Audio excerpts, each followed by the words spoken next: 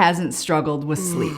Who hasn't whispered, "God, help me to sleep"? Or even cried out in desperation, "Please, God, oh God, help me to sleep"? Now imagine King David, chased out of his palace, trying to sleep in a cold, damp cave miles from Jerusalem, surrounded by exhausted, snoring men, while being hunted by his own son, Absalom.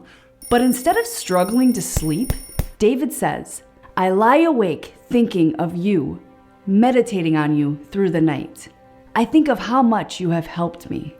Wow, what a great recipe for peace. What a 3-part prescription for sleep.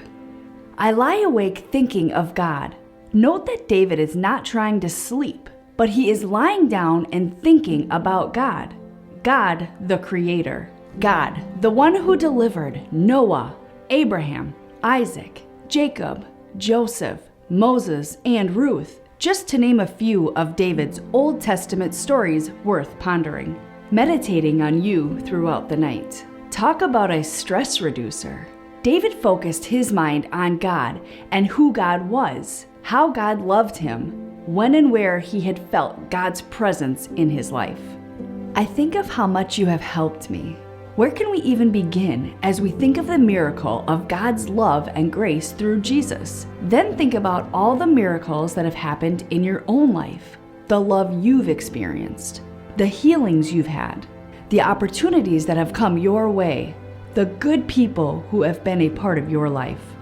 This 3,000-year-old prescription is time-tested and God-approved. If you cannot sleep, I encourage you to lie in bed and hold one arm up toward heaven. Start with David's number 1, thinking of God, by simply saying these words, "Our Father in heaven, praise to your name." Keep your arm up and pray these words, just the beginning words of the Lord's Prayer, again and again.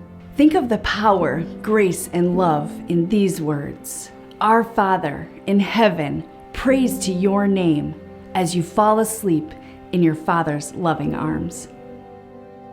Want to live with faith on fire? Visit 10dayswithgod.com and join us for your 10-day Faith on Fire experience.